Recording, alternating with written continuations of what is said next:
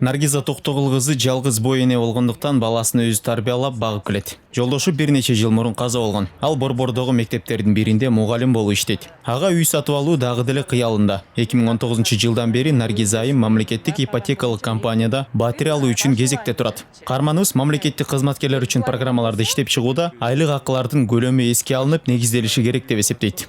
Например, мындай экен системасы. Мага ай сайын 4000 бөлүнөт экен. Акча бир айга жетиштүү акчам 4000 сом экен. Балама 2000 сом кетет экен. Мен бир эле балам бар, бир уулум, күйөөм каза болуп калган. Анан получается, мен ай сайын 6000 сом зарплатаны чыкара 6000 сомдо болуш керек экен да. Макул 15000 дакы канча десем, ал өзүм ала турган үйдүн процентине зависит этет экен да. Например, эсептесек 10% берсек, 26000 сом дейт. Первоначально 10% болуп атат да, пока эмесчи. 26000 сом ай сайын төлөй албайм. Алганым 15000. Митингке келгендердин арасында мамлекеттик ипотекалык компания иштеп баштагандан бери турак жайга ээ болгондор бар. Алар ипотекалык компания буга чейин насыя алгандардын пайыздык ченин түшүрүп берүү убадасын аткарбай жатканына нааразы. Ошо октябрь айынан бери буга чейин дагы тынчтык митингтерди уюштуруп келип, азыркы учурда 1%, 2% түшүрүшкөн.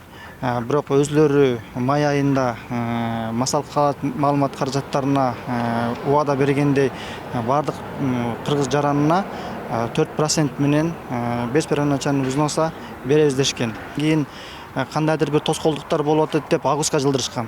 Августтан кийин ошо Туңгуч районуна үй салынып, 25 жылга бардык жарандар үйлүү жайлуу болушат деп айтышкан.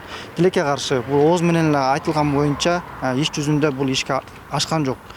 Наразы болуп жаткандардын өкүлдөрүн өкмөт үйү кабыл алып, сүйлөшүүлөр жүргүзүлдү. Митингчилер өкмөт үйүнөн чыккандан кийин минтип жооп берди.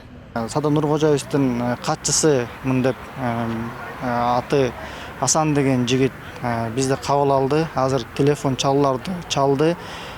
Бияктан Улуттук банктын өкүлдөрүн чакырышты. Анан ГИКтин өкүлдөрүн чакырышты. Бүгүн каралат. Эгер карабаса, анда мындай митингдер күндөн күнгө улап, элдин дагы талаптары күндөн күнгө уланып кете берет. Бүгүнкү митингке байланыштуу биздин чыгармачыл топ мамлекеттик ипотекалык компаниянын өкүлдөрүнө кайрылганыбызда, алар каржылоого байланыштуу жарандарга бардык маалыматтар берилгенин айтты. Ошол өкмөт үйүнүн алдында митингке чыккандар кечээ бизге келип кетишкен. Биз аларга бардык маалыматты бергенбиз. Анан ушул жакында ишке бул ошо каржылоо жакында 16-сентябрда уланат. Кайра бере баштайбыз. Анан мурунку берилген ипотекалык насыялар боюнча дагы жылдык пайыздык чендер октябрь айынан 4%га түшөт деп биз аларга маалымат бергенбиз. Алар жакшы деп кетишкен. Анан булар эми эртең биз түшүргөндөн кийин биз митингке чыгып атып ушуну биздин заслугабыз, биз ушуга жетиштик деп эртең эми. Ипотекалык компания насыя алуучуларга үстөк пайызды түшүрүү убадасын берген. Ал үчүн атайын программа иштелип чыгып, анын алкагында ипотекалык насыялар эми бир нече багытта берилет. Жаңы программада буга чейинки кемчиликтердин баары жоюлганы айтылды. Май айынан бери эле башталган. 12 банк партнер менен бир жолу эмес, бир канча раундтарда сүйлөшүүлөр жүргүздүк. Анан алар эгер биздин шарттарга көнбөсө, анда биз өзүбүздүн кредиттик портфелди алып чыгып кетишке туура келмек. Анан ошолор аркылуу берилген ипотекалык кредиттердин баарын кайрадан каттоодон өткөрүш керек. Мунун баары акча каражат кетет да. Бул аябай айтканга оңой болгон менен бул баягы кагаз жумушу көп, анан акча каражат көп талап кылат.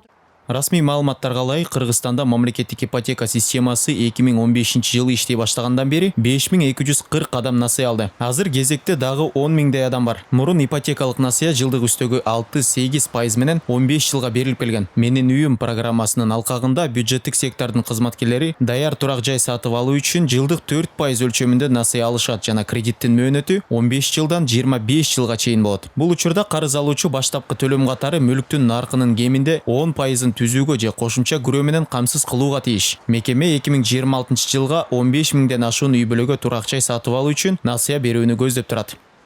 Максат Леспеков, Адлет Марспеков, 5 канал.